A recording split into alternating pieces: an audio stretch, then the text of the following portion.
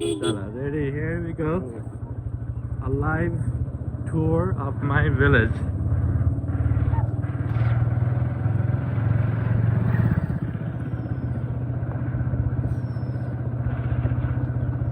Chalita.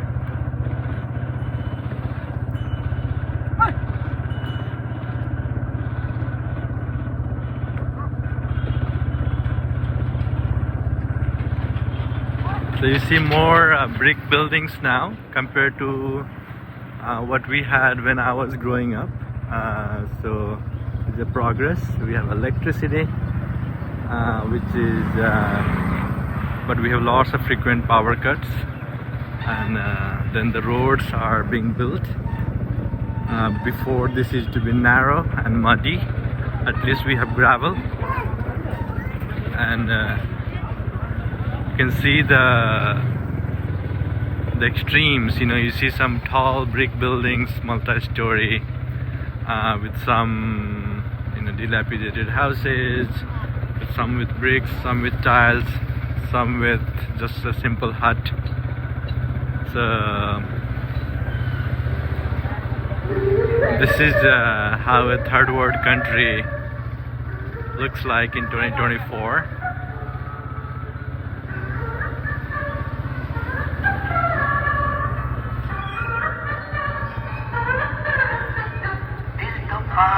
You have a live music going on, whether you want to hear it or not. They play it in the loudspeaker. Sometimes 4 a.m. in the morning, so you kind of wake up to music that you don't want to listen to sometimes. This is the inner part of the middle of our village. I live in the south part.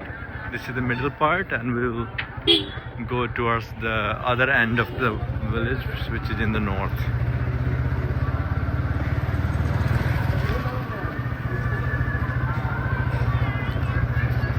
This is the small market of our village. Look at the market, small stalls. Yeah, there's stores here in the middle of the village that we didn't used to have. We used to have to go on bicycle for 3 kilometers to see stores like this before. And here is a bull roaming in the middle of the road. He does what he wants to do. Doesn't give a damn about anything else. You'll see a lot of gas cooking cylinders. So people have started cooking more and more on gas stoves now than wood.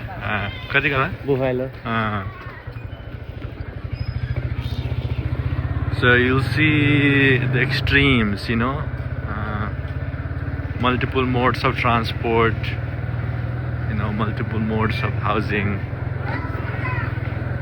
multiple modes of, you know, see the school children going to school, walking bare feet. Today is Saturday, so obviously schools are off. But you can see the things. Now we're in the north part of my village. It's a pretty big sized village for a Nepali village. Yeah, there you see plenty of ponds, which is used for bath, both for humans and for animals, and fishing. It's an extreme concept that I didn't pay attention to, but now it feels really yucky, but that still carries on. Ikati thrasher hai? This is the thrasher. It's a harvest season right now. You know, you'll see lots of paddies being cut and piled for straw.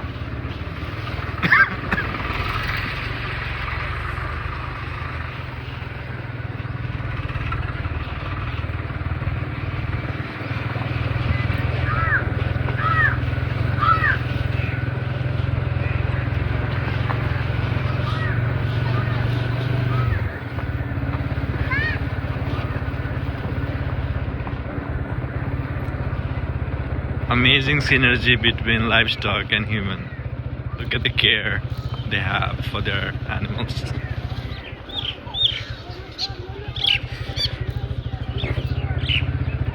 The village has grown a lot in last 25 years. I don't remember it being this big. Even though I am on motorcycle right now, I used to walk all around the village fairly quickly, so it's taking longer. I would have been lost as anybody else now. Manharba school? Okay, this is we are on the north end of this village. Here is a school. It's pretty big school. It used to be like middle school only. Now it has high school. College se ho? ISC se ho? Only high. Okay, so up to the 10th grade. 12 tak. Okay, up to 12th. And it's a pretty big structure now. It's like water tank. Still under construction. But infrastructure is getting built. Obviously, the quality is not there, both for infrastructure as well as the education quality, the teachers. Lots of improvements to be made.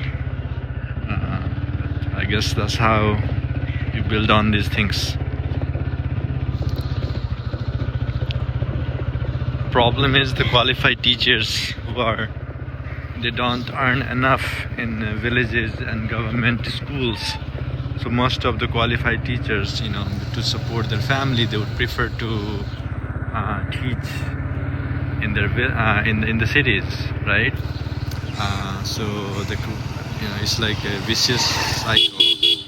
That's one of the things we are trying to break through Ijot, is to make a little bit of dent in that problem, where we do periodic, like computer training, workshops and stuff like that. So if you're watching, you can see the potential we will have, impact we'll have on what we can do through Ijot.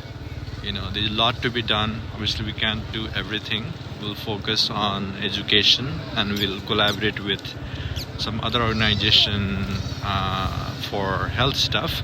Today, we are running an eye camp where across 4 villages for next 4 days. I think next 3 days, where we have the doctors from Bharatpur Eye Hospital, which is a renowned hospital in Nepal, coming to our village, in this neighborhood, to do the screening.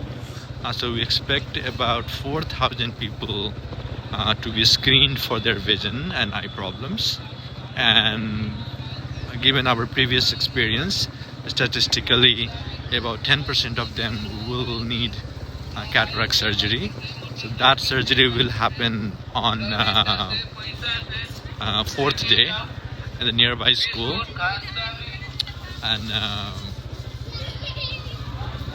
we'll do it for free for 400 people in collaboration with the municipality, the eye hospital, as well as Ijot, Nepal. It's a pretty proud moment for us, and how volunteers have stepped up, and how even the local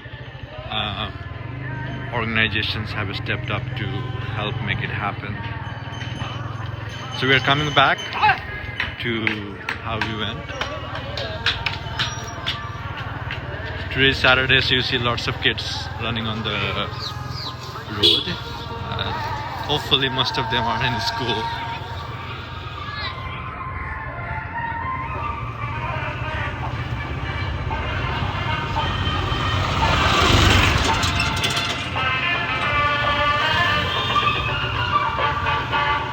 This road is really good compared to what I had before.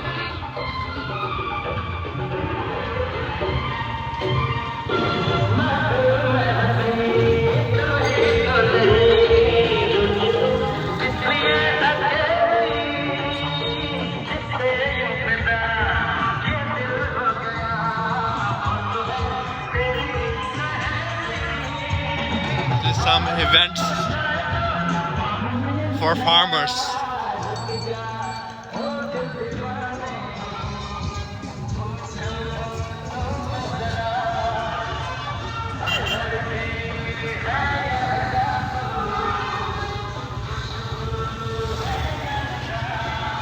So we are heading towards the local village hospital where we are doing the first day of eye camp. And so far I think about 100 people have registered already. We expect about 500-600 screening to be done today. And the doctors are on the way. They should be here pretty soon, if not they're already. And we'll start the process. So here we go. Here is the hospital. It says Swasth Chowki Sisautiya, which means health center Sisautiya. Sisautiya is my village name. And that's the hospital infrastructure we have, and people, both women and men, lining up to get their eyes checked. Hopefully you have a glimpse of how my village looks like, what we're trying to do, and it'll give you a good perspective into life in southern part of Nepal. Thank you.